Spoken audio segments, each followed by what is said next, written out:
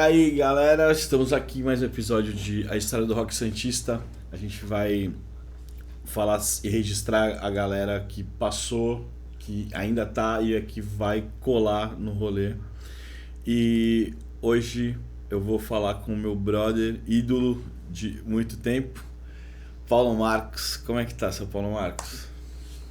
E aí, Nori, agradeço pela oportunidade da entrevista. Meu camarada, Meus elogios. obrigado aí por ter aceitado, na real. E importante pra caramba registrar a tua história, que eu registrando a minha história, na verdade. Pelos vários shows que eu assisti, várias coisas que a gente conversou. A gente conversou bem mais nesses tempos agora do que naquela época, mas vocês sempre foram referência, né? Você, Paulinho, Ney, as tuas bandas, pra mim sempre foram referência. E é isso, meu camarada. Vamos contar a tua história pra galera aí, vamos te expor. Conta, conta pra mim, Paulinho, como é que você tem aí o teu primeiro contato com a música? Tu é de Santos, né?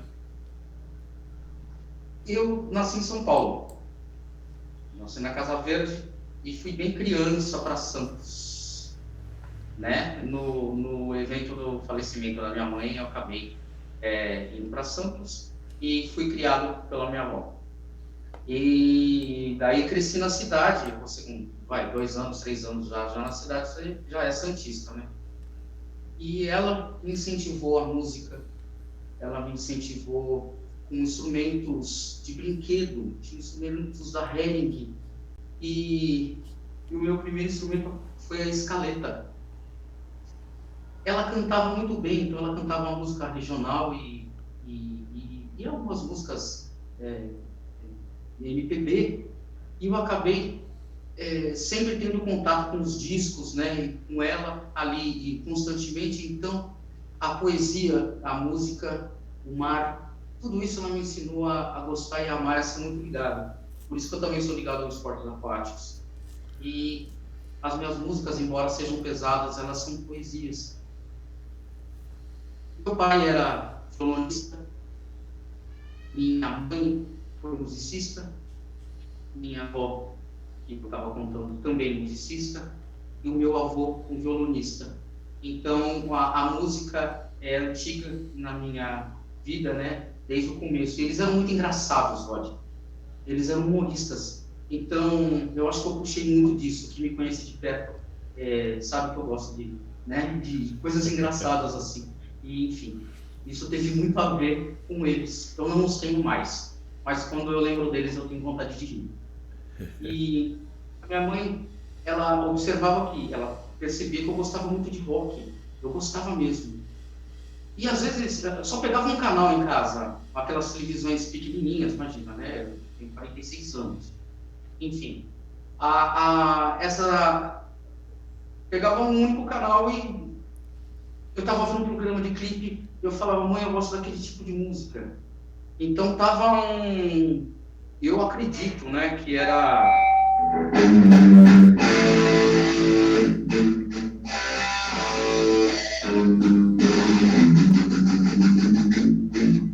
Iron Man. Quando eu escutei Iron Man, eu falei, eu quero tocar essa música louca, mãe. Eu gosto de música louca. Ela falou, você gosta de rock. Daí que eu vi que eu gostava de rock. Isso E eu aqui. morava na Galeria de Moreira. Tinha uma Opus ali. E o Júlio, que foi dono do Dakota, junto com o Alexandre Seabra, ele era o cara que ficava nos discos ali, né? Ele era bem moleque ainda ali. E eu era mais criança ainda, então eu ia lá para escutar rock e ficava sempre ali na Opus tocando rock. E foi assim. Então, essa música, os comerciais de televisão que existiam na época, os comerciais de cigarro, tinham músicas incríveis que também me chamaram a atenção. Por exemplo, a Break of the Roads.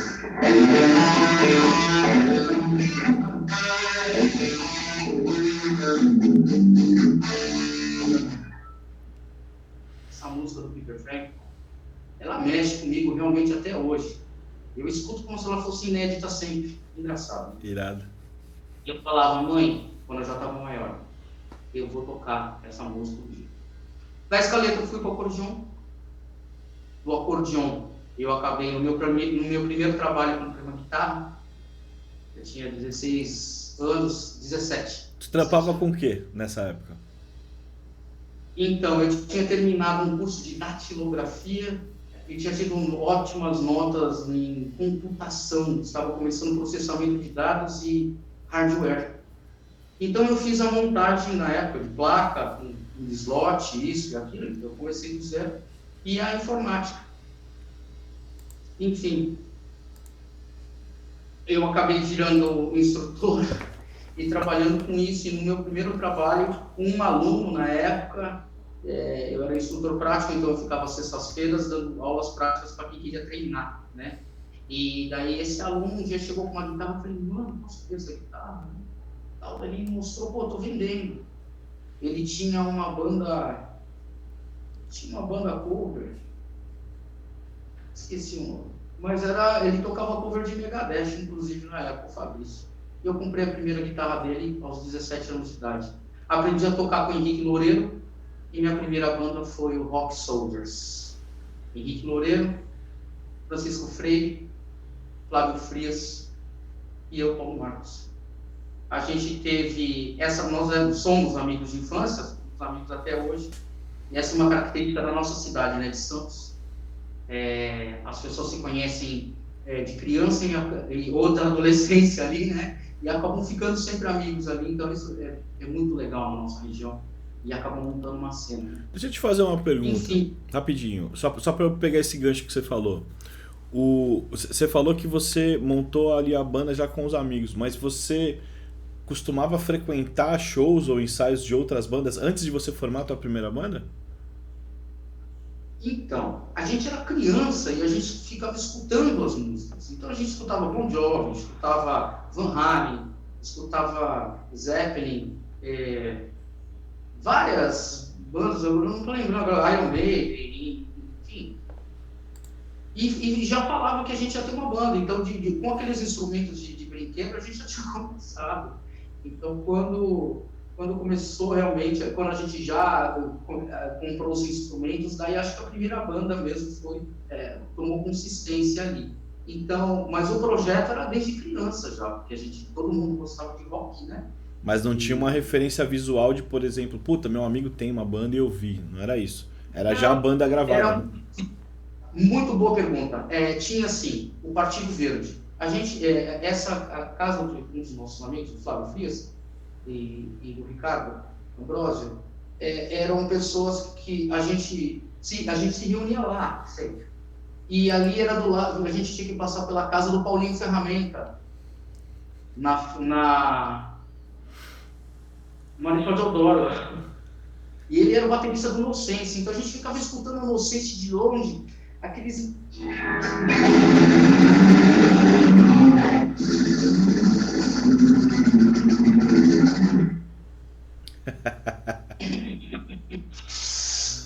Paulinho Ferramenta voando. E beleza, a gente falava, caraca, já pensou tocar com esse cara? Paulinho Ferramenta era do Inocentes, que já era uma banda pegando, e aqui em São Paulo os caras já falavam. Chemical Disaster também, ele estava no meio, era químico. Tu lembra o ano isso aí, só pra gente dar uma situada? Eu acredito que isso que eu estou falando é 89 e 90. Tá? Porque ainda estava indo para comprar guitarra, estava nesse lance. Então a nossa referência, e o Partido Verde. No Partido Verde, que era o PV, era uma casa do PV ali, no Gonzaga também, que era antes de chegar na casa do Paulinho, também. Ficava rolando o som do Mauro Hector com Monga, com os caras eram druidas, os caras se juntavam ali e ficavam tocando uns sons assim absurdamente absurdos, uns jazz incríveis do Jacques Pastorius, George Benson. Então os temas que os caras usavam, assim, a gente ficava pirando. Então nós quatro ficava meio que eram as referências que a gente tinha. Saquei. E o Pepe, quando abriu o Metal Rock ali, o Pepe abriu o Metal Rock, era o que daí começou a referência musical para os adolescentes da minha época. Por exemplo, o Leão já estava na cena já uns 5, 6 anos antes de mim. Então, na minha cabeça, a cena começou ali em 89, 90, que eu comecei a realmente me inteirar no heavy metal. Com o do Rock Soldiers eu acabei depois fazendo uma outra banda com um grande amigo também, o Paulo Marcel, e ele, com ele que eu acabei fazendo No Warning e acabei escolhendo o thrash metal aí para representar e para fazer as músicas em relação às letras que eu creio, as letras as mensagens que eu gosto de passar, assim, inclusive nas poesias que eu estava falando para você, que elas são musicadas, né? Então, no No Warning, na época daí, nós ficamos 10 anos com essa banda, e depois com o Push, e nós ficamos mais 8 anos, depois já foi com o Paulo Sérgio, Ney, Anies, Rod Lúcio, e depois outros bateristas também muito brilhantes, que teve o Fernando Duin, teve o Fernando Metal Jam também, e o Celso Vortex, que é um baterista incrível, e o Carlinhos Saristil, Carlinhos Fleury, o Celso Fleury, são 2 irmãos incríveis bateristas, e foi assim, e é assim, né, a história, porque a cena está sendo essa por enquanto. Mas me fala uma coisa, vamos voltar aí nessa história que tu já foi lá na frente, já meteu as bandas todas, vamos voltar, tem mais história do Paulinho aí que eu tô ligado. Quando você monta o No Warning, qual era a situação das bandas ali, as possibilidades que vocês tinham, por exemplo, para ensaiar e para tocar? Como é que é o primeiro show, como é que é o primeiro ensaio? Então, com o No Warning, vamos já falando sobre ali a parte do heavy metal. Era muito difícil o acesso às informações na época, então a gente só tinha os bolachões, né? E as fitas ali, o Pepe na Metal Rock ali, que fazia a gravação para a gente fazer encomenda, as videoaulas eram difíceis. O ensaio, a primeira vez que eu ensaiei foi no Master Studio do Fernando Diniz. E depois de muitos anos eu acabei trabalhando nesse estúdio também, né, como operador de estúdio. Mas ali é que eu entendi o que era a bateria ali, a guitarra ali, o baixo ali, aquela massa musical, mas só que não tinha ninguém para cantar. Então a primeira música que eu tinha feito e mostrado para o Marcel, que era um amigo bem mais novo, porque quando eu tinha 17 tinha Rock Soldiers, o Marcel tinha 12, e ele gostava de Slayer. Então o Marcel pegava na guitarra e fazia isso daqui direto.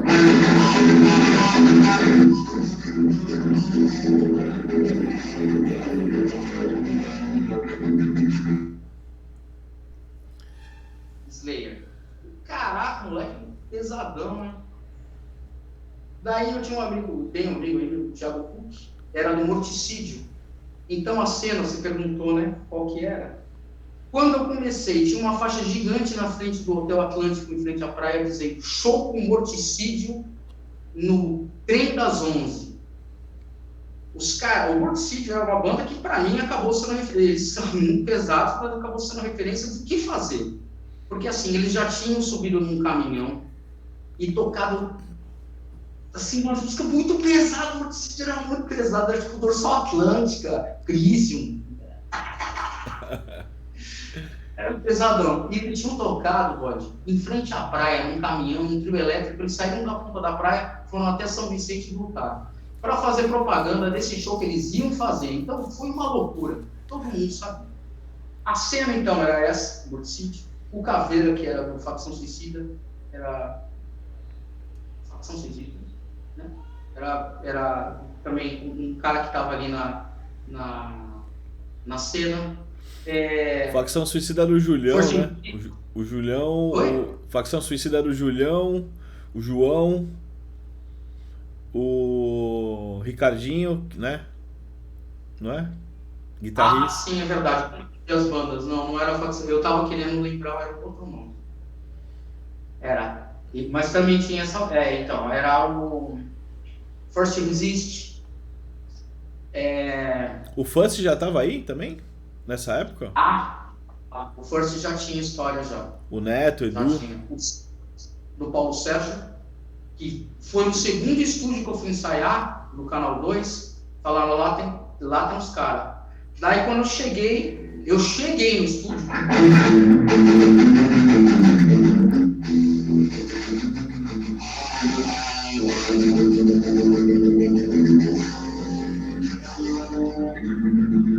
Certo. Cara. Daí, tipo, pô, ele viu daí o No Warning, que tipo, tinha umas partes lá que também eram heavy metal, tipo a Wake Up, a Terror e Dream Metal. Enfim, fizemos uma amizade ali. Então daí o Savage e o No Warning acabaram fazendo uma aliança. Na época, o baixista que tocava com a gente, Márcio, ele saiu e daí acabou entrando o Ney. E o Ney, que era do Savage, eu pedi pro Ney, né? O Ney era do Savage. E foi assim. E daí a gente fez essa aliança entre as bandas e fazíamos show juntos no Shop Shop. Essa época, então, era assim o cenário que eu estava. Logo quando comecei. Assim. E a escadaria do balneário era a referência do encontro do pessoal do rock. Então, quem ia na escadaria do balneário, que era aquela turminha, então, era uma turma realmente muito legal. Tu lembra? Muito inteligentes, pessoas ligadas ao heavy metal, ao thrash, ao death, ao hardcore, enfim. E a cena que até hoje rola em Santos, né? Os músicos de todos os estilos, de alguma forma, são amigos, sentam na mesma mesa. Sim. E eu acho isso maravilhoso. Mas tinha umas divergências, né? Um pouco lá no começo. Mas me fala uma coisa aqui rapidinho. Tu lembra qual foi o primeiro lugar que você tocou em Santos? Lembro. Foi no Bar 33, Bar do Charles, da mãe do Charles, e era... Esqueci agora, não sei que era numa Cuba. Mas era um bar... Como é que era? Descreve ele aí pra gente ter uma noção do lugar, como era. Era um bar mesmo, grande, e lá no fundo tinha um salão. Só que a gente ia tocar no salão e choveu, já estava tudo pronto. E ia ser o salão lá no fundo. Já estava tudo pronto. E a adega já tinha o seu ritmo, já devia ter seus 2 anos, mais ou menos, 3. A adega Marrocos, ali do Quarteirão Maldito, da Conselheiro Neves, uma praia. Então ali também era referência. Depois da escadaria, o pessoal ia lá no fim de semana e tal, e a escadaria também lá. O que acontece? Foi assim a cena, né? Mas desculpa, você fez uma pergunta e eu não respondi. Não, eu tava pedindo pra tu descrever o primeiro bar que você tocou pra gente ter uma noção visual, né? Mas... Aí entrei. Daí no bar mesmo, como choveu, eles fecharam a porta. Antes de fechar a porta do bar, o pessoal do Químico tava lá, tava o Brunelli, tava o Paulinho, Ferramenta, tava. Eu acho que, se eu não me engano, o Queixo tava. A gente foi falando, porque o baterista do Morticídio era o baterista do Morning, era o Leandro. Então também rolou essa interatividade entre as bandas. E a gente saiu avisando pro pessoal, pro César, o Boi, a gente avisou pro pessoal e poucas pessoas foram ali, deve ter ido umas 50 pessoas. Antes de começar o show desse bar, teve uma batida da Polícia Federal. Teve uma batida da polícia, então tipo, a gente começou a dar os acordes, tocamos o ECAP, nem esse som, né? Chegou a polícia, olha, cabeça, ai, caralho. Fabiano, tal coisa.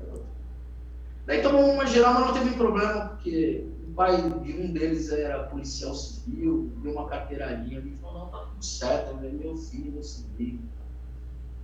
Então tá. Daí depois de uma meia hora começou o show por debaixo de chuva para umas 50 pessoas no Bar 33. E essas 50 pessoas eu tenho acesso e contato com elas até hoje, eu acho isso maravilhoso. Classe A, mano.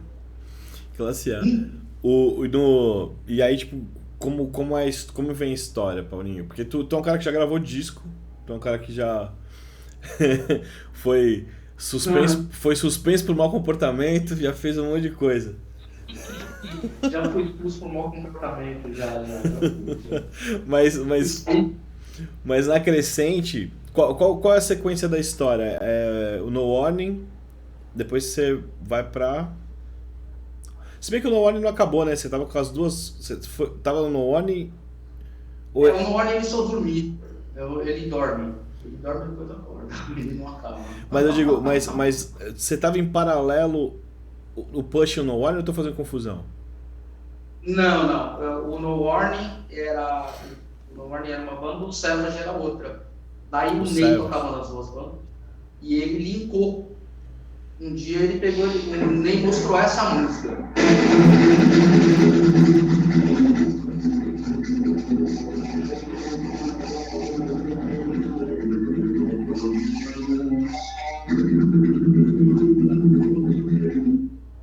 Push. Daí o Ney, o No Warning já tinha terminado um tempo, assim, talvez um ano já. O Savage estava rolando ainda. E o Ney chegou e falou assim, me chamou e chamou o Paulo Sérgio para ir para casa dele. Ele falou assim, eu gostaria de mostrar uma música para vocês. Daí ele mostrou essa música. Um olhou para a cara do outro e falou. Daí o Ney falou, você, Paulo Marcos, toca thrash metal. O Paulo Sérgio toca heavy metal. Vocês tocam muito bem juntos quando estão brincando na jam. Vamos fazer uma banda e vamos chamar ela de Push, por causa dessa música. Vamos. E daí foi o começo do Push ali em 98. Em 99 a gente já estava com todos o álbum arranjado. E a gente chamou o Rod Lucy, que tinha sido baterista do Crucifier. Então tinha bandas, Crucifier, Blood War, Excruciation, Rebel Heads, várias bandas dessa época ali, o Carnal Desire, né? Eram bandas amigas que de alguma forma sempre mostravam as músicas uns para os outros ali, e a gente sempre sempre teve interatividade entre nós. Entendi. E aí começa. Nesse momento começa uma cena? O que você acha? Ou já havia essa cena antes? Sim, sim. Foi ficando fortalecido. Foi fortalecendo. Daí cada um vai brilhando para um lado, vai indo para um lado, vai indo para o outro, né? Então, conforme você vai fazendo shows, você vai gravando. A gente gravou a primeira demo com o Boca. Depois... Não, minto. Nós gravamos com o Fico, ainda com a formação antiga do No Warning, que era o Rock Soldiers, que era o Flávio Frias, o Chico, Freire e o Marcel. O Marcel, daí a gente gravou com o Fico, com o No Warning. Não foi com o Boca, foi com o Rogério. No ano, a gente não entrou no Fico. Foi uma música só. O Fico era o festival interno do Colégio Objetivo. Era uma loucura que tinha ali. E sempre tinha uma banda grande, né? No ano seguinte nós gravamos, mas aí com uma outra formação, a gente acabou entrando no Fico. Mas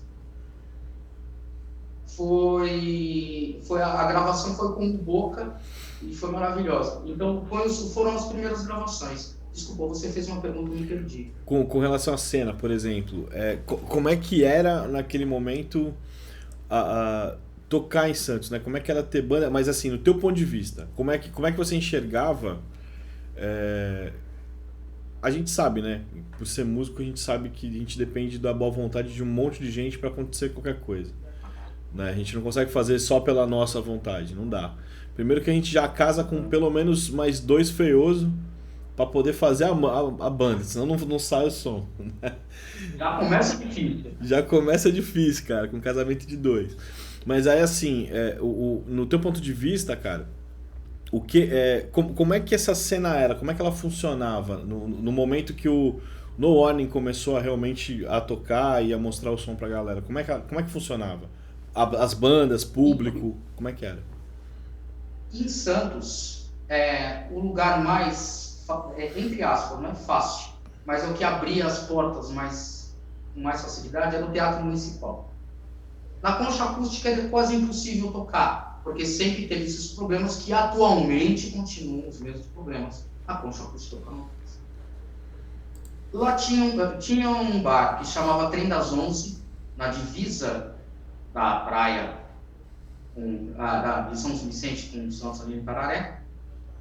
E o Trem das 11 era um lugar onde dava para tocar. Tinha o Drops Club, se eu não me engano era na rua do Cinema Alhambra, ali, que era o Drops Club. Uhum. Era muito difícil o lugar. O Bar da Praia. Era dificílimo também entrar no Bar da Praia. Acho que, se eu não me engano, o Morticídio fez show lá. O No More não chegou a fazer. Então, sempre foi difícil. Sempre foi difícil. E... Aquele bar que tinha do lado da... Depois virou bingo. Tinha do lado do Hotel Atlântico, de frente pra praia. Era um restaurante, eu acho, né? Ele não rolava som ali também, ou eu tô viajando? Era outra coisa? Isso foi no final. Foi no final? Isso foi no final, talvez no final do Pelicanos. Não no Pelicanos, não lá na Pink Panther. Mas no Gonzaga ali, não tem a C&A? Não, desculpa, é que era do mesmo dono. Tem a C&A, entre a Marcílio Dias indo pra Ana Costa, ali naquele pedacinho, Isso, não é? Isso. Era do mesmo dono do Pelicanos, eu esqueci, não era Pelicanos, era outro nome. Mas enfim. Eu lembro de ver. Ali rolou pra tocar. Ali rolou. Rolou, né? E era, não tinha nada a ver, né? O visual com a galera, né? Não tinha.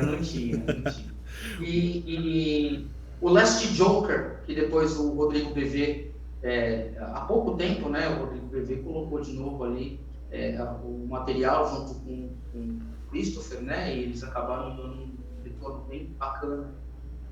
E nosso saudoso, né, Rodrigo BV. Era meu amigo pessoal. Enfim.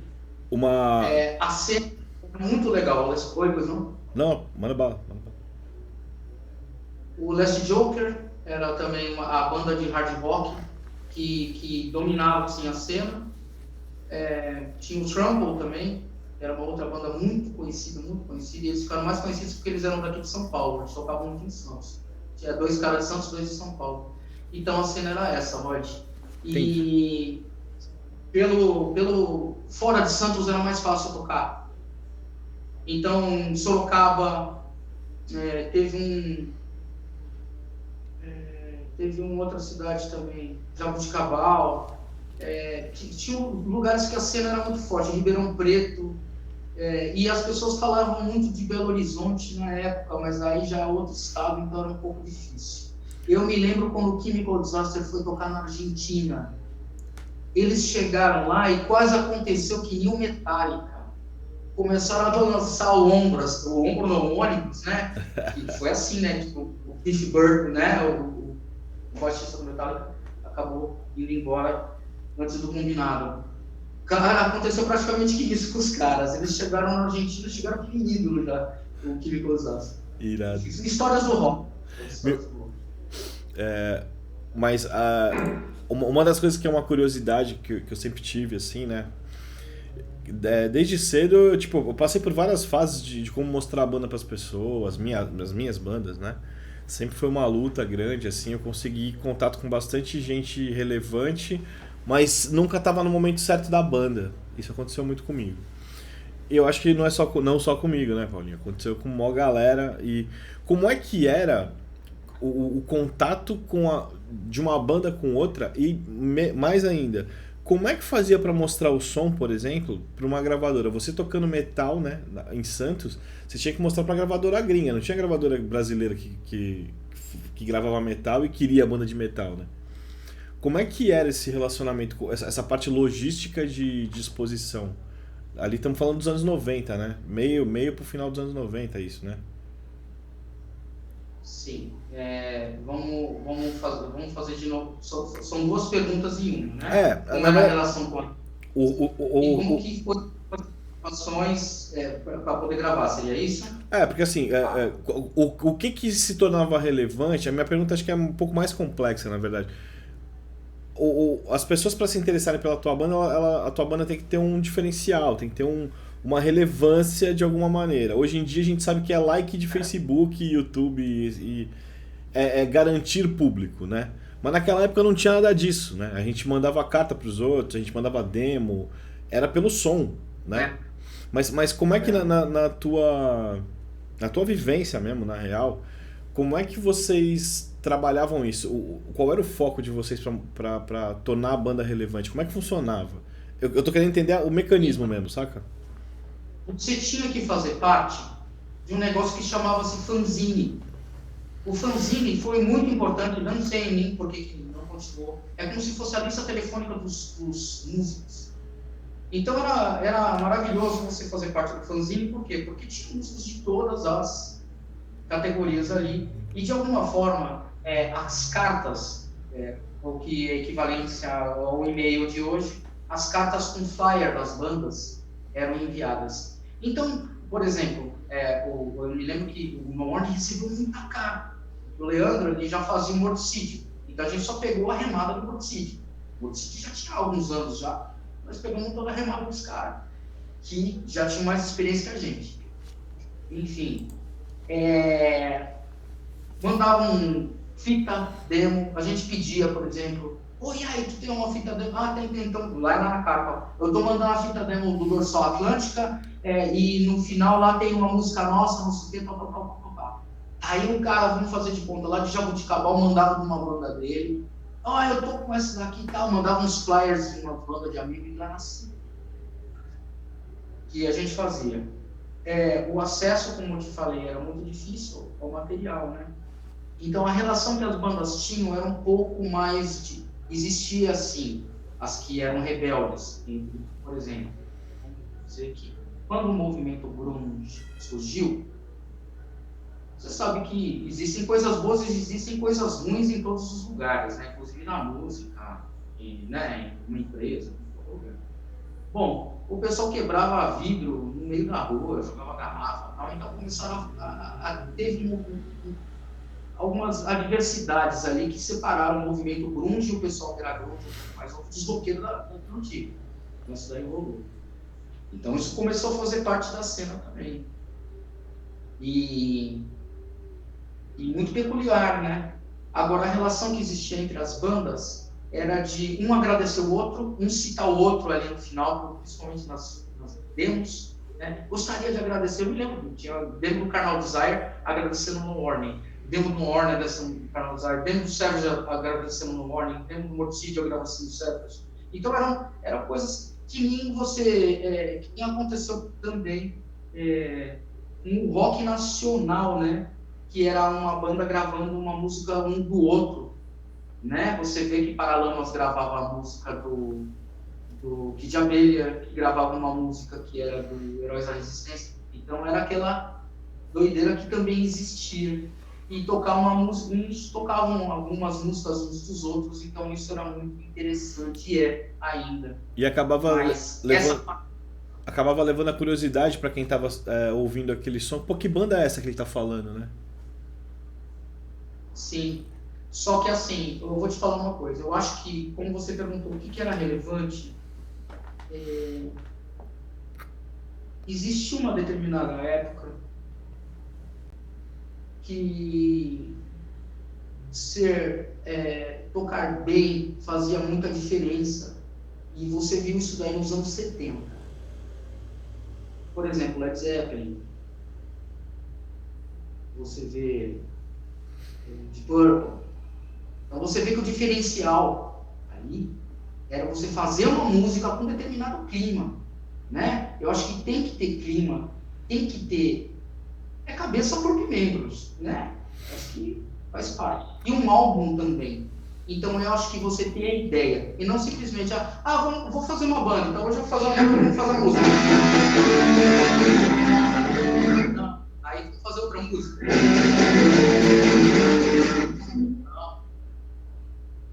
A curva climática. Então, talvez eu tenha me expressado, não é tocar bem, é fazer música de uma forma carinhosa e tentar passar realmente a mensagem. Então, eu acho que isso daí é um diferencial, Rony, assim, eu acredito. Então, as bandas que tiveram isso, nessa época principalmente, eram muito diferentes umas das outras. Hoje eu escuto muita coisa parecida, muita coisa igual. Coisas novas, mas que são roupagens. de algo que já aconteceu. Você acha que naquele momento, tudo que a gente cita e fala hoje realmente era uma dificuldade de conhecer os sons e tal? Inevitavelmente, essa dificuldade de conhecer o som do outro fazia com que você fosse mais criativo e diferente da outra banda por não conhecer a outra banda mesmo. Você concorda com isso ou acha que é viagem? Não, é isso mesmo. É isso mesmo. Por exemplo, eu acho que, eu vou te falar por mim, eu tenho um acervo o qual eu gosto na cabeça. Eu não tenho mais nada. Eu fiz milhares de mudanças, enfim, mudei de cidade não sei quantas vezes, até vir para cá. Então, mas hoje na minha cabeça eu tenho um acervo de músicas que são elas apenas que eu escuto. Então, vamos dizer que sejam umas 300 músicas, e é um loop louco na minha cabeça, mas é só isso. Então, de repente, isso daí acaba formando a musicalidade, né? Então, quando você conhece as outras bandas, de repente você se influenciaria por outras, né? Então, daí eu acho que isso é uma coisa pessoal, né? Eu acho que se quem está aberto a ser influenciado ou não ali. Mas, muito interessante a pergunta. Você acha... eu tenho a minha opinião sobre isso, mas essa eu não vou imprimir. Eu vou fazer uma pergunta para você.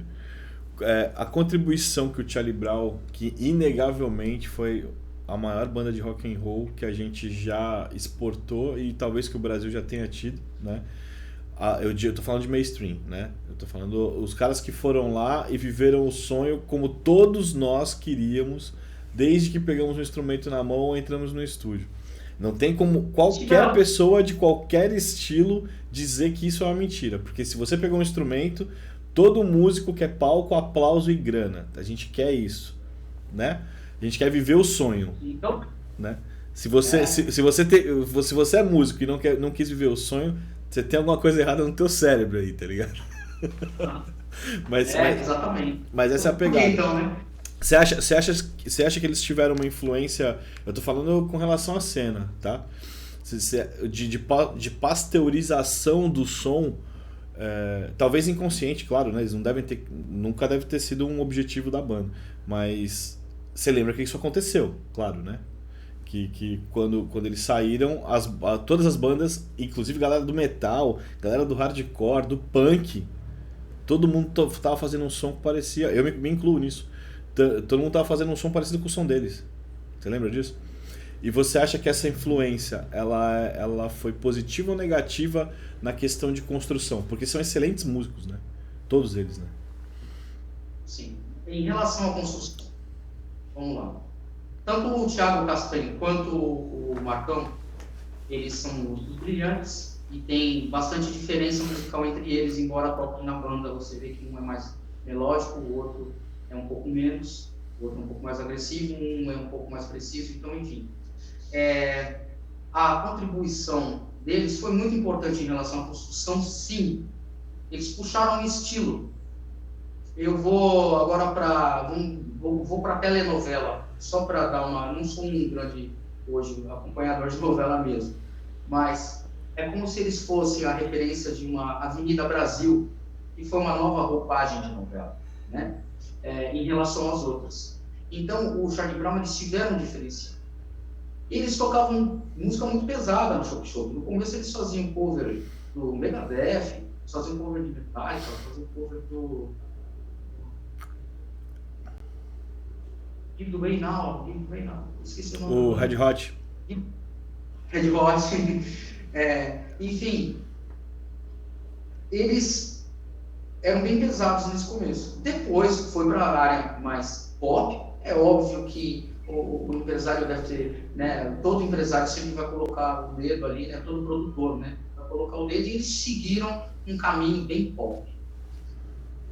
Qualquer músico, eu acredito que gostaria de ter passado pelo menos uma boa fase que eles passaram. Eles viveram uma vida parecida com a do Kiss, com a do Guns N' Roses, não é?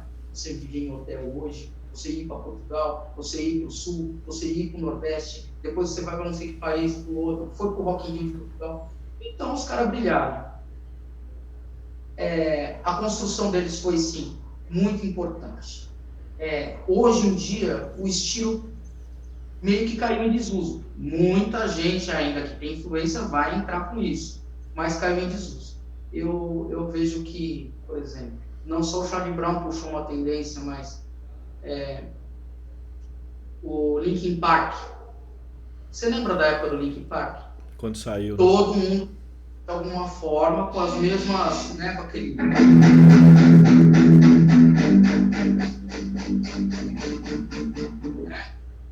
Então, daí tudo tava meio... Tudo. Passou uns 3, 4 anos, tudo. Nossa, mas essa é nova. Hoje você vê todo mundo cantando que nem a Marília Mendonça, né? Eu liguei o rádio e falei, nossa, peraí. A Marília Mendonça estava cantando aqui, daí ela tá na outra rádio, daí ela tá na outra. Aí o brother meu tava falando, não é a Marília Mendonça, daqui é a fulana. Essa aqui é a Ciclana. Eu falei, não, mas tá todo mundo cantando agora. Eu não sei o que vou fazer. Cantando que nem goiano. É porque a construção de algum goiano lá deu certo e a da Marília Mendonça também deu certo. Claro. Então tá tudo ali, ó. Mas acredito que rola. Trazendo isso pro Paulo Marcos, como é que foi não, é uma carreira em construção, obviamente, né? A gente tem nossas pausas de vida, mas eu acho que no momento que você pegou essa desgraça na tua mão, acabou, né, mano? Isso nunca mais vai ser desassociado, nem desassociado de você, nem você vai desassociar da sua vida. Eu já fiquei sem tocar um bom tempo, assim, e, cara, não dá, velho. Dá um desespero da porra quando tu olha esse monte de tralha aqui do lado e tu fala, porra, por que isso tá aqui e eu não tô tocando, sacou? E olha que eu sou a favor do rockzinho do tá ligado? Eu nunca fui o cara. Eu estudei muito pouco. E tu citou aí o Facção Suicida. Meu professor de guitarra foi o João, cara, que era guitarrista do Facção. Também tem uma história de música muito grande, assim. Vou ver se eu consigo falar com ele. Mas voltando a você, o que eu queria saber, tipo, como é que foi nesse período aí a tua carreira de músico guitarrista? Como é que era? O teu recorte, como é que você via as coisas? O que você fazia efetivamente? Que guitarra você tinha? Porque, em qual fase? Vai, eu vou te perguntar em qual fase, porque assim, depois que você passa dos 40, determinadas das coisas que você fazia há 3 meses atrás, você não se vê mais fazendo. Sim. Entendeu? Então, sim. É por isso que eu estou te perguntando. Quantas fases que você está perguntando da minha construção? Eu falo nessa época, por exemplo, antes de vocês fecharem com uma gravadora, como é que foi esse percurso até fechar com a gravadora? Tipo, o que representou isso, né? E como é que você lidava com a tua carreira, realmente? Tipo, carreira de músico, como é que ela... O quanto ela era parte da sua vida? Ela era a principal parte da sua vida ou não? Você tinha que dividir com outras responsabilidades? Como é que era a tua realidade? Assim, quando você é criado com uma pessoa 60 anos mais velha que você aprende a lidar com remédios, a lidar com situações realmente bem adversas. Até massagem cardíaca com uma criança de 5 anos sabia fazer. E foi no meu caso. Enfim, você tem sim responsabilidades nas quais você tem que dividir trabalhos, né? Infelizmente, você fazendo heavy metal, apenas heavy metal, assim, eu acredito que seja difícil você ganhar dinheiro só fazendo isso, né? A gente com qualquer tipo de música, a gente com jazz, é difícil, com blues, é difícil. Mas com heavy metal em si, a gente faz pelo amor, né? Heavy thrash, né? E ganhar dinheiro é um pouco difícil. Não fiz, como você está perguntando em relação a como que era a carreira. Sim, eu tinha o ímpeto e tenho ainda o ímpeto, porque vem muitas prontas, às vezes, na cabeça, e você tem que fazer. Outro dia me chegou uma música pronta ali. Cara, dei uma música resolvida. Agora, desculpa, eu me perdi de novo. Não tem problema. O lance da carreira, tipo, como é que você pensava nesse início, né? Quais eram os eu vou fatiar essa pergunta para ficar mais fácil. Ali, tipo, no início, antes de vocês terem uma projeção significativa a ponto de uma gravadora te convidar, como é que vocês imaginavam essa carreira? Mas é que eu não quero falar vocês, eu quero saber do Paulo Marcos, tá ligado? Como é que você imaginava? O que você tinha que trilhar na tua cabeça para conseguir essa exposição e talvez viver disso, né? Ter isso como a sua vida? Então, na minha cabeça era fazer show. Era fazer show e vender CD. Fazer show e vender CD. Era o que eu queria. Fazer show e vender CD. Vamos preparar CD. Na época não era CD ainda, era fita demo. Uhum. Agora, para a gravadora, é o seguinte. Nós precisávamos fazer um CD demo. O Push. Eu já estou falando do Push, não mais do Só um segundo. O Warner conseguiu. Só um segundo. Antes disso, essa projeção para gravadoras, obviamente, você já tinha consciência de que estando numa gravadora a tua exposição ia ser muito maior e as chances aumentavam? Porque naquela época ainda era assim, né? Sim, sim. O que rolava na cabeça era isso. Era isso. E a gente via bandas de outras gravadoras, da Elion, da Mega Heart, esqueci o nome, a memória anda fraca. Enfim, a gente via essas gravações e pensava, pô, seria muito bom se a gente conseguisse uma gravadora. Nisso, era caro para fazer a primeira gravação, então o Seaga, enfim, ele pediu um determinado valor lá, um valor X, e a gente, 4 músicos ali, novos ainda. Mas o que a gente fez? O Ney teve uma ideia de fazer um dia uma banda que se chamava Pro Jingles. Pra gente só fazer jingle, coisa profissional ali, porque a gente não metal, a gente fazendo jingles ali. E a Gona, era uma loja que se chama Gonzaga, fechou com a gente. Então, eu fiz um jingle, a gente fez um jingle. Deixa eu ver se eu lembro.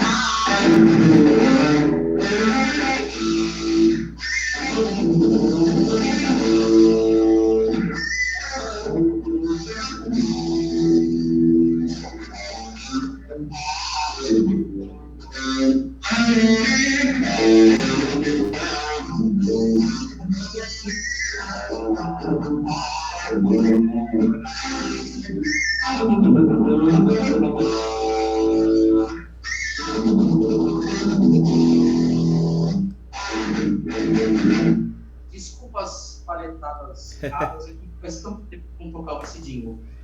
Mais de, sei lá, 12 anos. Esse jingle aqui, a Gona fechou, o dono da Gona foi lá no Dakota Studio.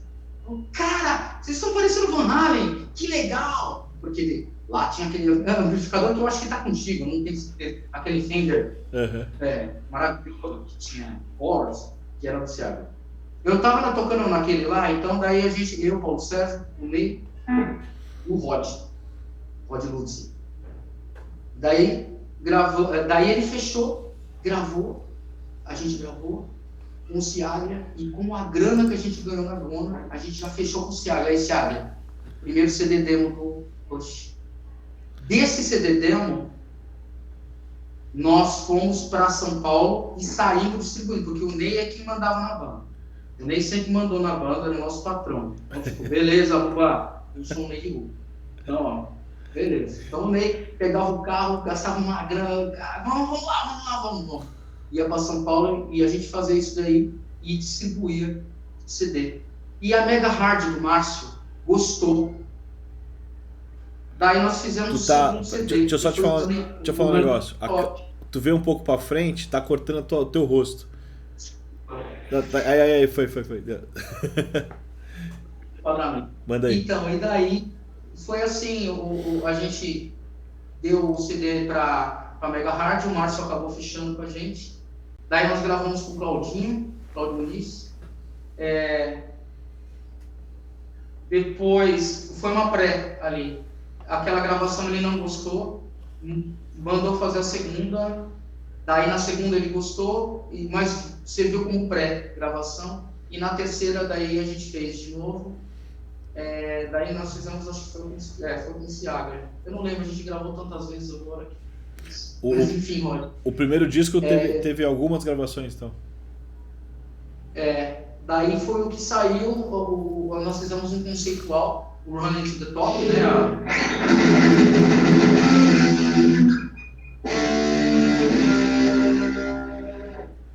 Fizemos the Top. Daí era um álbum conceitual. Então tinha uma música do Paulo Sérgio, uma do Paulo Marcos, outra do Paulo Sérgio, outra do Paulo Marcos. Tinha uma continuação. A primeira letra com a da segunda, com a da terceira, com a quarta. Era, olha, depois aí vinha Signs of the Mind, depois aí vinha No More Illusion, depois aí vinha... E era assim. A gente, pô, que legal, é a sequência, a Embrace vai ficar em número 8, a Wake Up vai fechar. A gente todo empolgado, porque, puta, conseguimos passar por isso. O que o dono da gravadora fez? Não, nós vamos separar o heavy metal do thrash metal, porque comercialmente falando, a gente perdeu o conceitual do álbum, daí botou um monte de heavy metal, né? Heavy metal e botou o thrash no final. Meteu o dedo no álbum conceitual, né? A mesma coisa que eu pegar hoje, sei lá, o The Wall do Pink Floyd e começar com a The Wall, né? O disco eu vou começar com a The Wall, não, nego. Mas enfim. Coisas do rock, né? Mas aí. Como? A cinematografia vendeu 1000 cópias, vendeu. Daí depois faz mais uma leva. O Fábio Almeida do Metal Jam contou uma história muito interessante hoje. Ele falou: eu fui na Galeria do Rock em São Paulo. E na porta da Galeria do Rock tinha um cara vendendo CD pirata. E qual o CD que eu vi? O CD do Push.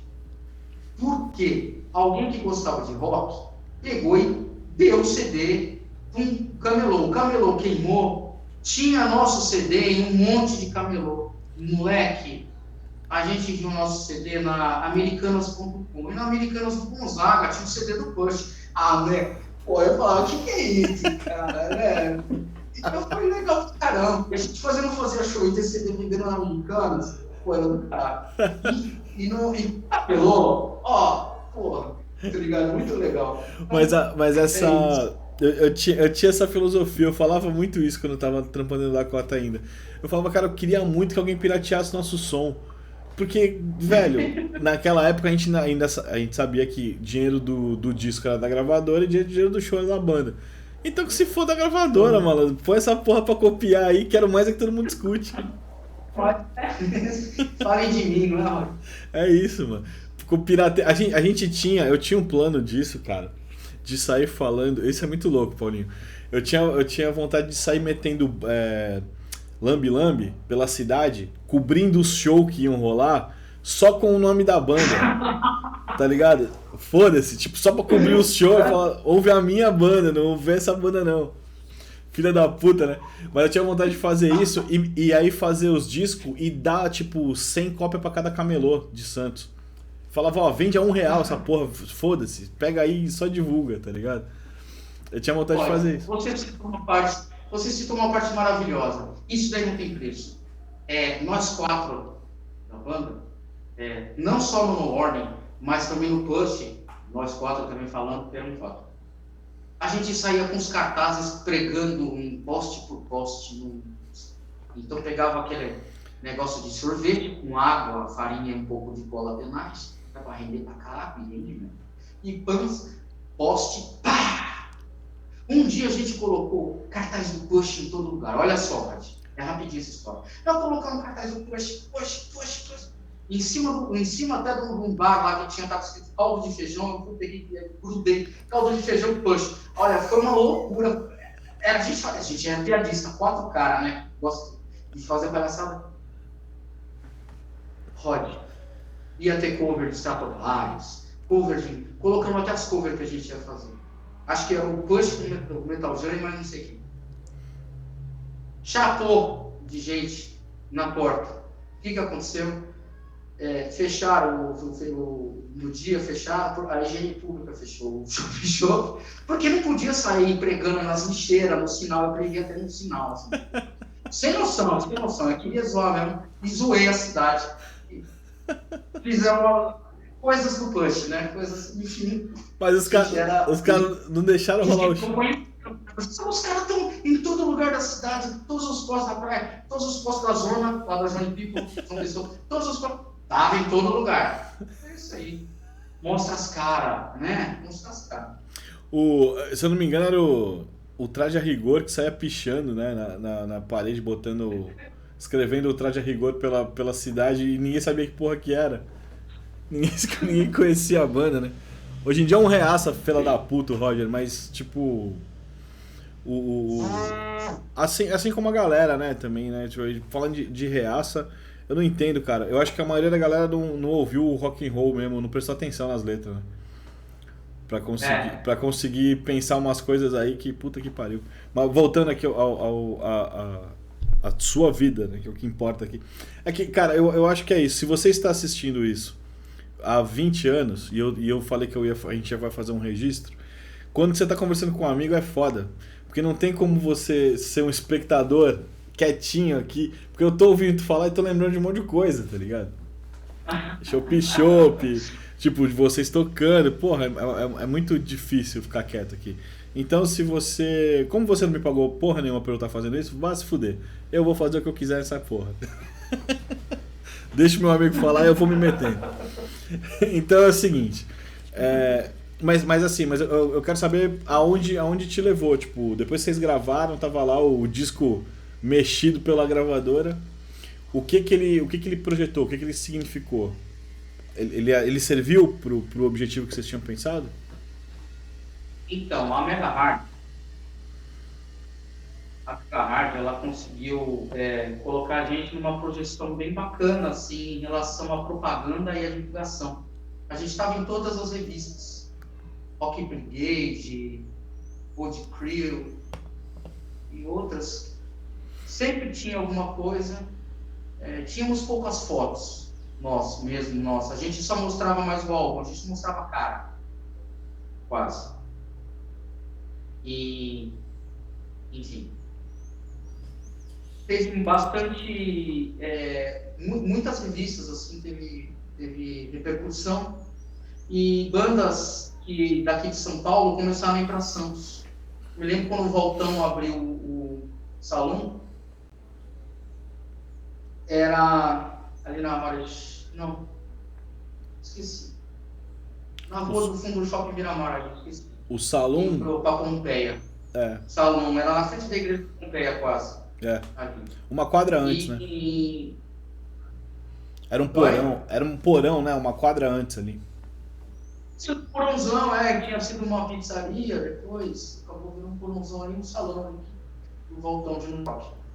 E a gente fez aquele show e realmente foi, talvez tenha sido um marco pra gente, porque foram pessoas, foram umas 400 pessoas, tá? Só que entraram 180. Demorou muito. E o dono do bar esqueceu que tinha show. Quando ele chegou, ele viu que tinha gente do quarteirão. Eu me lembro que o Bodinho estava o Bodinho, né? A gente ficou até conversando um tempo com o Bodinho. Falou, pô, tem gente pra caraca. Eu falei, pois é, e o dono esqueceu de abrir. Quando o dono abriu 2h30 depois. O pessoal já estava reclamando, já tinha ido um monte de gente, a gente tinha contado muita gente. Entraram 180. Naquele cubículo. Né? E eu e o Paulo Sérgio fizemos um show no limite com amplificadores pequenos. Um microfone queimado, então a gente dividiu um microfone ali. Running really fast, running to the north side. Like a runaway. Dividir, cantar de lado assim, ó, mano, cara, dá um agudo de lado, é sangrento. Sai a lágrima de um olho assim, tu sente gosto de sangue, meu, sério. Pô, sente gosto de sangue, tá alguma coisa errada na tua dicção, é claro, você tem que cantar reto, você tem que respirar, você tem que fazer diafragma, né? Fazer vibrato. Meu, vai fazer vibrato de lado. Não dá. A gente teve um show assim, no limite, um amplificador pequenininho e tal. Foi muito legal. Vieram bandas de outras cidades, era aí que eu estava entrando. O Saga, Seven Seal, e eram bandas que falavam assim, pô, por que vocês não vêm para Helium? Vem para a nossa gravadora, sai da Mega Hard. Enfim, daí aquelas coisas que rolam, né? E você vai ficando conhecido. O nosso material foi parar no Japão. Eu estava recebendo e-mails na época até da Coreia do Sul, escrito em inglês ali, e ficamos conhecidos no Japão, e de alguma forma realmente a gente teve a gente arranhou a história do heavy metal ali, né, enquanto estávamos ali. Mas não só pela projeção da gravadora, né, Roger? Mas eu acredito também que pelo trabalho ali, Claro. a gente acabou sendo reconhecido. Eu gostei bastante disso. A gente vivia naquela época, acredito eu, né? Mas me diz você. Não adiantava você também ter projeção e não ter qualidade, né? Não vingava, né? É isso aí. Mas a projeção, infelizmente, não era de controle das bandas, né? Não dava, porque precisa de grana pra fazer isso. Não. E assim, viu, Roger? Vou te falar, precisa investir bastante, tá? Então, tudo que vingou tem um investimento alto. Então, para vingar mesmo, você vê aí que tem bandas aí que tem cacife, tem cash. Então, acabam ficando em outros países, acabam indo para outras, não só pela capacidade, mas por de grana ali, ou então por ter um bom trabalho que financie isso e tal, né? Então, isso faz muita diferença também, o investimento que se faz. Essa projeção rendeu que frutos, assim? Por que vocês nunca foram tocar no Japão, por exemplo, já que a aceitação foi boa? O que faltou? Então, eu estava te falando, o investimento é algo muito difícil. Você pode até ter as suas divulgações, você pode aparecer, mas para você sair do país é necessário planejamento. E quando você tem, falar um número, eu vou falar 4 porque é um número de banda que eu estou acostumado, um quarteto. São 4 pessoas, são entre aspas, 4 problemas diferentes. Eu posso ensaiar hoje e você hoje. Mas o fulano não pode hoje, mas pode amanhã. Puta, amanhã não posso. E depois de amanhã? Depois de amanhã dá para todo mundo? Não dá. Mas depois dá. Beleza. Entendeu? Nessas, são 4 problemas diferentes. Como é que você vai sair no país? Né? Você tem que estar com todo mundo no mesmo foco. Então hoje, na minha cabeça, eu acho que o foco são gravações. E o que vai rolar em relação a você viajar e divulgar e fazer vai ser consequência do seu bom trabalho e de você acreditar, porque quem não se mostra não é lembrado, né, Roger? Saquei, entendi. É o que eu acho mesmo, cara. A galera. Falta planejamento. Eu acho que a gente sonha isso muito novo, né? Não sei qual é a tua percepção disso. Mas o nosso sonho começa enquanto a gente não tem ainda uma noção de mundo, né? E uma noção do que é conseguir fazer as coisas, né? Se eu tivesse toda a garra que eu tinha com 15 anos hoje, eu era famoso com certeza. Só ia me faltar a grana, mas a grana só me falta hoje, e isso eu tenho plena consciência, porque eu quis viver meu sonho com 15 anos. Porque se eu tivesse feito o que todo mundo queria, que era trabalhar com um emprego formalzinho, né? Entrar numa Cozipa. O sonho da minha avó era que eu entrasse na Cozipa, velho. Porque eu ia ter estabilidade, tadinha. Faleceu sem saber que a Cozipa não existe mais. Né? E é muito maluco isso, né? A galera queria estabilidade. Bom, eu preferi o rock and roll. Não vou ser rico, mas vou ser feliz, tá ligado? E aí, me conta, e os planos futuros do Paulo Marcos? O que você imagina pra sua vida musical? Tipo, o Santos tem essa influência pra você em algum momento? Pô, você sempre citou Santos, né, cara? Agora aqui nas tuas falas. Tem planos pra cá, pro teu futuro musical? Tu sabe que eu tô cutucando uma coisa que... Tu já sabe o que eu tô falando. Bom, sim, tenho. Estão sendo executadas as nossas atividades estão sendo feitas e estamos planejando algumas coisas. Estou falando estamos porque eu estou ainda com uma formação do No Warning, né? Nós tocamos, eu, o Ney Anês e o Carlos Fiori, e nós temos o No Warning, o NW Quarteto, e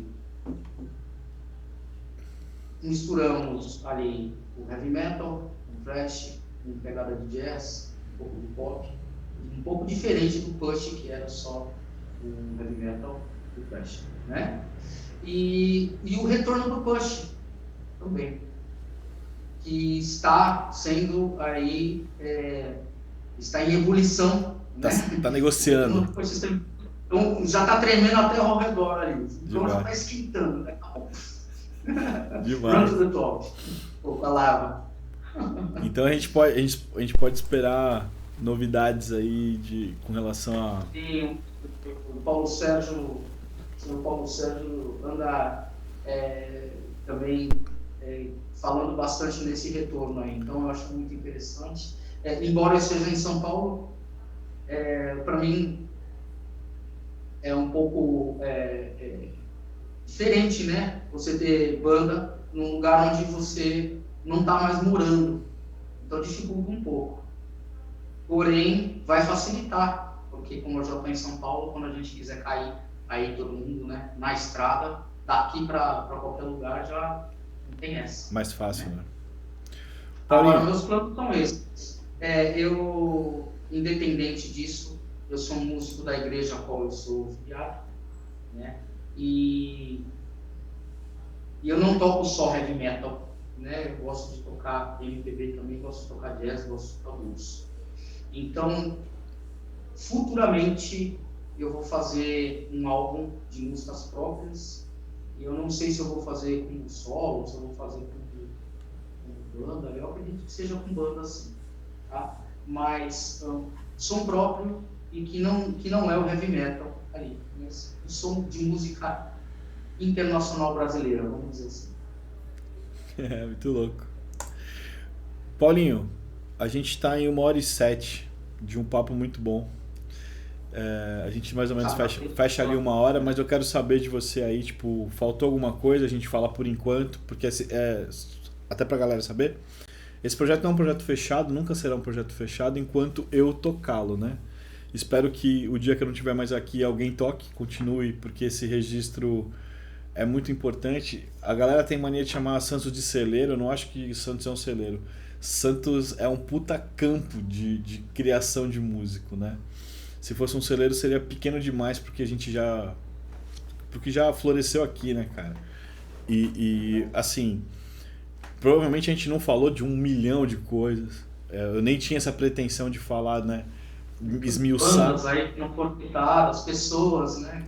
Mas assim, a minha ideia também não é fechar. Eu falei contigo hoje é dia 17/7/2020, que fique registrado. E eu não quero findar esse papo contigo hoje. Vou falar com mais gente, gravar mais gente. E, putz, voltou o Push, No Warning tá rolando. Vamos falar de novo, Paulinho. Vamos lá, pra ver como é que tá agora. Como é que tá? Aquilo que tu falou pra mim mudou muita coisa? Como é que tá? E a gente fazer isso. Mas até esse momento, faltou alguma coisa relevante aí que você precisava falar? Conta pra gente agora. Faltou. É que pouca gente conhece isso e sabe de mim. Eu tenho um lado que é o rap. Eu gosto muito de rap. E de vez em quando eu gravo rap. Então, entre os meus projetos também estão o rap. Que da hora. Enfim, eu sou uma pessoa muito preocupada com o mundo, com as outras pessoas também. Gostaria de ser diferente muitas vezes por sofrer muito com isso. Mas sou uma pessoa muito preocupada com as coisas que acontecem com o mundo e com a maldade. Então, quem me conhece de perto sabe disso. E, ao mesmo tempo, eu acho que a gente tem que buscar sempre coisas boas, né? A gente tem que viver coisas boas, vivenciar coisas boas. Então, a música é uma coisa boa. Não cabem coisas ruins na música, né? As mensagens têm que ser coisas boas. E eu acho que nós precisamos de coisas boas. Se a gente precisasse de coisa ruim, né? A gente nem precisa ir atrás, elas acontecem. Então é assim que eu vejo. E te agradeço por esse registro, uma história algo que você está fazendo para a história que é muito importante. Cara, na verdade, eu que agradeço você e a galera que vai participar de ter contado essa história e ter uma história para contar. O que a gente. Eu acho que a gente deve algumas coisas para o mundo quando você adquire algumas informações. Eu aprendi a registrar coisas, né? Então, se eu não usar isso que eu sei para os meus, né? E não digo os meus, só os nossos próximos, e sim para os que a gente nem conhece ainda, porque eles ainda não estão aqui, não vai valer de porra nenhuma. Não adianta a gente guardar tudo que a gente sabe na nossa cabeça e depois que a tampa fechar ir embora com a gente. Espero que isso sirva pra galera que queira fazer qualquer coisa, que a galera que tipo talvez não tivesse a chance de conhecer o Paulo Marcos, pelo menos um pouco do Paulo Marcos, essa fração, tem agora essa chance e tem essa curiosidade. Como eu falei, né? Esse não é um projeto pra gente ficar famoso, mas é um projeto pra gente não ser esquecido, tá ligado? Que eu acho que é o que a gente merece enquanto ser humano, ser lembrado, né? Não pretendo ter filhos, que eu fique lembrado no meio da história de vocês. Pelo menos por enquanto, né? Pelo menos por enquanto. Lembra o que eu te falei? Sim. Depois que a gente faz 50 anos, nem sempre o que eu fiz há 2, 3 meses atrás eu vou estar fazendo hoje. Nossa, mudei completamente de opinião, é isso. Sim. É que eu não me acho responsável o suficiente para ser responsável por outra pessoa. Sacanagem. Agora sim. Resposta certa. Entendi. Meu irmão, muito obrigado, de verdade, cara. Foi enriquecedor, assim, e sempre muito bom falar contigo. A gente tem tido muitas conversas longas e boas, e isso é muito legal. Espero que a gente continue isso com essa proximidade que tá nascendo mesmo à distância, né, velho? Com certeza. Paulinho, brigadaço. Vamos ouvir um pouco de Push enquanto a gente fecha aqui. E, velho, obrigado. Só dá um tempinho que a gente já troca uma ideia agora quando fechar, beleza? Vamos ao Push.